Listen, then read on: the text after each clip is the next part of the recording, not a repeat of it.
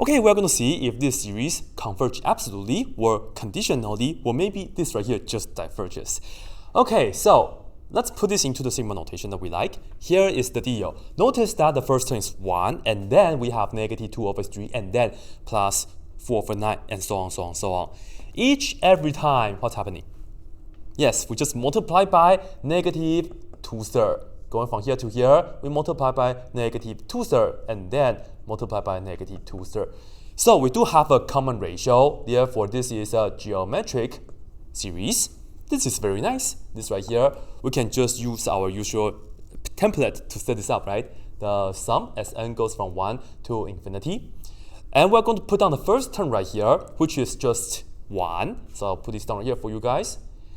Times the common ratio, which is that, namely negative 2 over 3. I will put this down in red, so you guys can see that this is the things that I'm plugging. And then the power here is n minus 1. So this is how you can set this up when you have a geometric series. And of course, you can do a few more things. Of course, like this is just 1, doesn't really matter.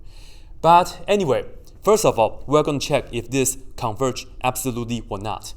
And to do that, be sure you apply the absolute value right here. So first of all, let's go ahead and do that. Check the series as n goes from 1 to infinity, and we are going to apply the absolute value around here, and we see the 1 doesn't matter, okay? And then we just have this, which is parentheses negative 2/3 inside, and then raised to the n minus 1 power, and we have the absolute value right here. Okay, for this one, do it carefully. We have a negative 2 over 3 right here inside. So the truth is we have a negative number. It's like negative 1. So what we can do is this. I'll write this down carefully for you guys. We have the sum as n goes from 1 to infinity. We have a negative 1 to the n minus 1 power. Let's just put it down like this. Okay, so it's kind of like I factor this out. And then I see that we have this part, which is the 2 over 3, and then to the n minus 1 power, like this, right? Because remember, if the powers are the same, you can just multiply them inside this and that, so we do end up with that. Okay, and then we have the absolute value. Now, the absolute value will make this equal to positive 1, so we have the sum as n goes from 1 to infinity of just this term, which is 2 over 3 raised to the n minus 1 power. To be honest, I know I'm doing a lot more than that we have to, but I just want to point out the idea of checking the absolute convergence of a series. Anyway, now this is the absolute version of the original. Does this converge?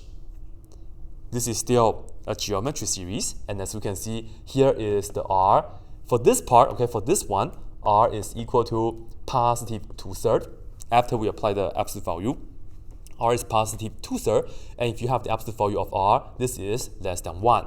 Therefore, this right here does converge, and the reason is by geometric series test. You just have to look at the r value. R to the nth power and the minus 1, this number doesn't really matter. So as long as we have some r to the 1n to the first part like this, then we are good. So that's it. You know why? Because as long as you have a series that's absolute convergence, done deal. You don't have to do anything else.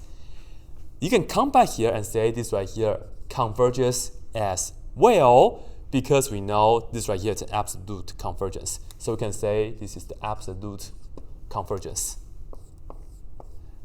That's it, right? So this is an absolute convergence because we did it. And I didn't even have to check the original, because if absolute value version converges, the original also converges. You can just put down absolute convergence for the original and move on. That's it for this one. But just for fun, let me just point out this for you guys, just to review, okay? So don't click away yet. So here's the deal. If you have the sum as n goes from 1 to infinity of the original, this is 1 times negative 2/3 raised to the n minus 1 power, right? Because this right here converges, so put on no. Because this right here converges, we can actually compute what this converges to. Because this is a geometric series, we have a formula for that. All we have to do is to get the first term. You can see it's 1 Or you can put a 1 right here. This is going to be this to the 0th power. It's still going to give you 1. So you have the first term, 1 over 1 minus the common ratio, namely 2, well, negative 2 over 3, like this. Right? Because we know this right here converges, we can do this legitimately. And now let's just do the little fractions. This is 1 over. Okay, this is 3 over 3 plus 2 over 3, which is 5 over 3, yeah? Yes. And then you get 3 over 5. So original version without the absolute value will converge to 3 over 5. Notice if you have the absolute value version, if you do have the absolute value around this, which is the 1, negative 2/3, negative 1, and the absolute value. Again, if you apply the absolute value, you end up with this, which is the sum as n goes from 1 to infinity of this, which is 2/3 raised to the n minus 1 power. This right here, the first term is still, put a 1 here. 1 minus 1 is 0 for the power, so you have 1. Okay? So 1 over 1 minus, well, here the r is positive 2/3, so you have to subtract positive 2/3 right here. Now, this is 1 over, this is a 3 over 3 minus 2 over 3, which is 1 over 3, and you do whatever you want, you get positive 3. Cool, huh? So as you can see, when you have the absolute value version, of course, because every term is positive, you can expect to have a bigger sum, right? And of course, this right here converges. We talked about it right here already. And the original version, because it has some negative terms, of course, the sum is much smaller. This right here is just 0.6 compared to this right here is 3. So yeah. So that's it. Right? That's it for this video.